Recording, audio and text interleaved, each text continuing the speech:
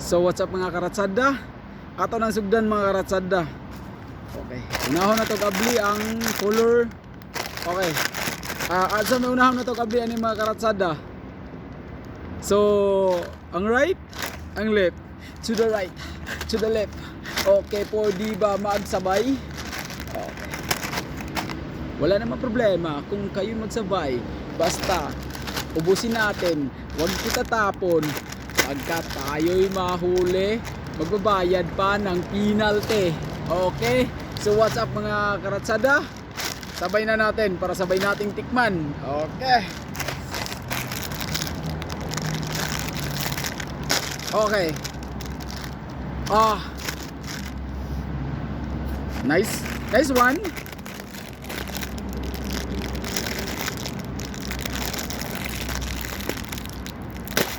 Okay. Okay. Nice two. Nice one, nice two. Okay. So pinagsabay natin para masubukan natin kung ano ba ang kaibahan ng lasa nila. Okay? Yan. Okay.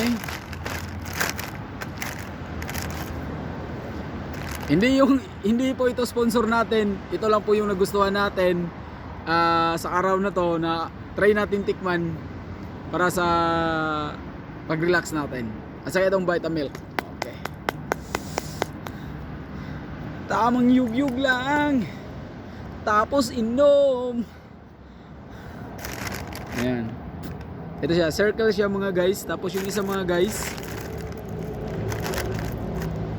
circle din. Okay. Dito siya medyo crunchy. Ano ba flavor nito? So crunchy, simply salted. Kaya pala medyo may crunchy na may tamang salt din. Okay. This one. Okay. Ay, para siyang biryani. Lasang biryani, amoy biryani, kaya pala masala mashi. So yun yung ginagamit ng pang biryani din. So kaya pala siya, pag tikim mo lang, isang chip pa lang, isang piraso pa lang, amoy at lasang biryani na siya. So kung masarap, paano siyang masarap. Simply salted tong isa. At saka ito, masala machi. Parehas lang okay para sa akin. Okay?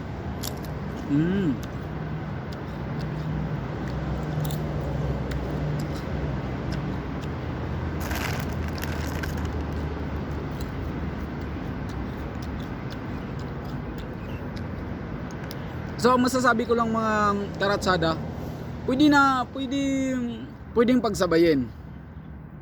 Pero hindi pwede sa babae na pagsabayin na. Sa pagkain lang. Kayo naman, no? Iba nasa isip nyo, So ang pwede pagsabayin mga karatsada, pagkain lang. Okay? Yan. Isa sa kaliwa, isa sa kanan. Okay. Isama natin. Tapos etong mas matindi, pinagsama natin sa isang kagat lang. So magbi-blend yung simply salted at saka yung masala machi na flavor.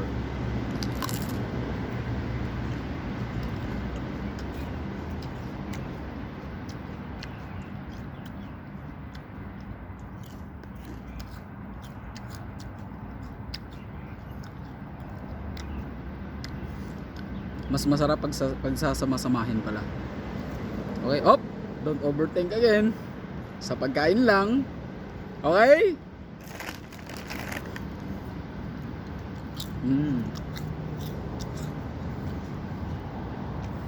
Sarap kahit nag-iisa ka lang. Wala mong sa sarili mong masaya ka. Hindi kahit up mo na sa bahay ka lang, nakakaboring. Bigyan mo naman yung time yung sarili mo na mag-relax.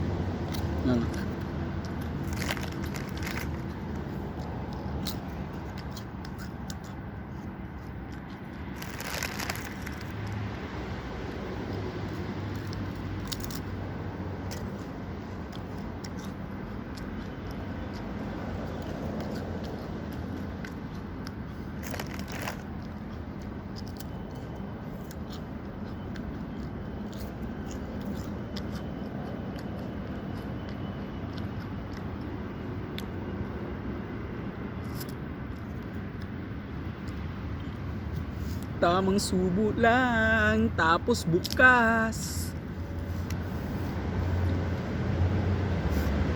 lagay ng takip, tapos yugyug, tamang higop lang. Wow, ang sarap.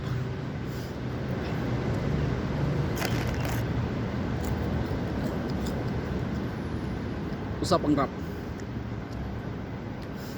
Halina kayo, kahit saan man kayo nandito, pwede naman magliwaliw tayo kahit kunti lang, kahit minsan lang. Dito tayo mag-ambagan sa pagkain at dala na rin ng hapagkainan. Dito tayo magkwentuhan kahit saan ka man sa bansang Pilipinas. Ilonggo, Ilocano, Cebuano, pwede tayo magsabay-sabay na pupunta dito. Masarap po pag magkaisa. Pilipino, pareho-pareho lang ang dugo natin kahit sino. Walang mataas, walang mababa, pantay-pantay lahat. Huwag kayong mahihiya, ipakita nyo ang inyong dugo. Tayo Cebuano, pinalaki tayo ng mga totoo.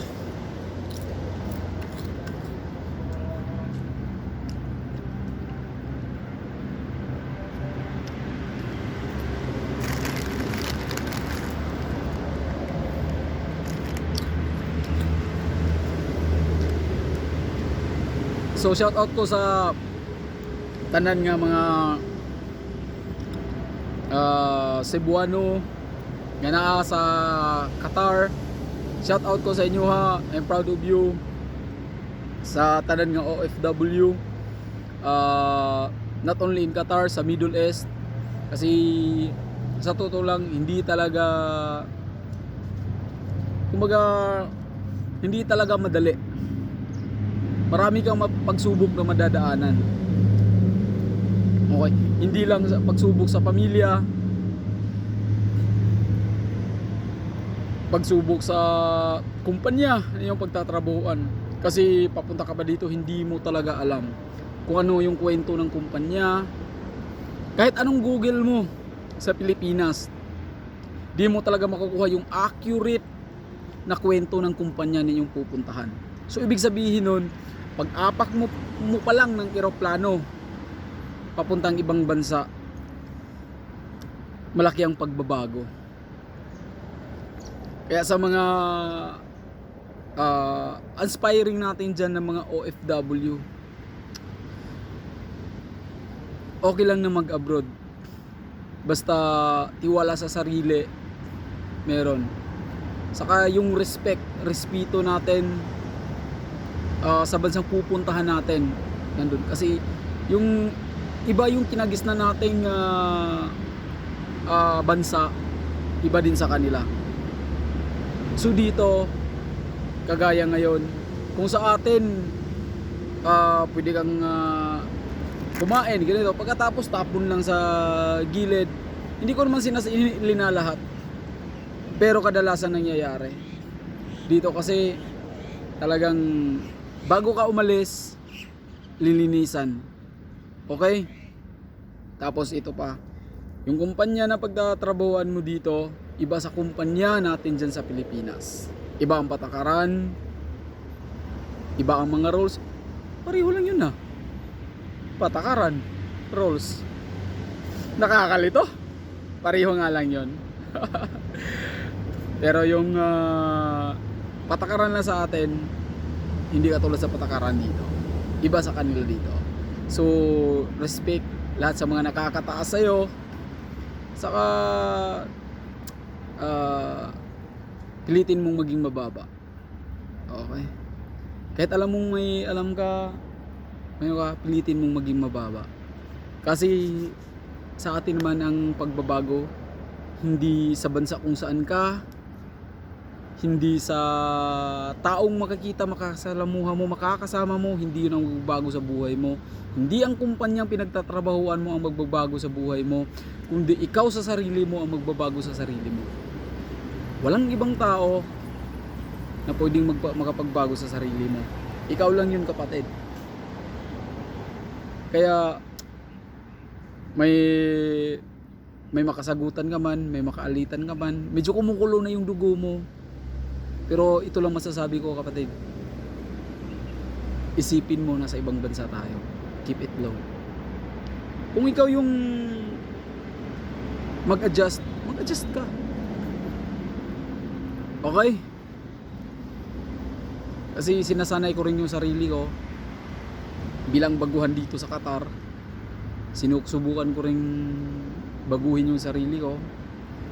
Kumbaga, iba dito sa Saudi Arabia. Dito, kung hindi ka marunong humawak ng pera, talagang sayang pag-abroad mo. Sayang yung pagsakripisyo mo sa bansa. Nagsakripisyo ka na umalis, nagsakripisyo ka na iwan yung pamilya mo. Para sa ano? 'Di ba? So nung nandito ka na, talagang isipin mo na lang kung anong dahilan ba't ka pumunta dito. Kasi hindi lahat ng nag-abroad siniswerte. Okay? Hindi natin alam. Ngayon, swerte. Tumatakbo yung panahon, tumatakbo yung oras, tumatakbo yung minuto, tumatakbo yung araw. Di natin alam ang pagbabago.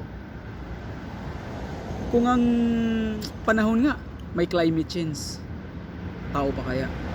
Kumpanya pa kaya? Sabihin man natin kaibigan mo, lubos mo nakikilala, sabay mo paglaki, nagbabago nga. Yung ibang tao mo pa kaya na ngayon mo lang nakilala. Ibang kumpanya pa kaya na di mo alam kung anong ang history. Di ba? So shout out ako sa mga OFW. Alam kong matitibay tayo. Lalo na sa mga Bisaya. Alam ko palaban. Kaso kung hindi ka duwagan ng pag-atras.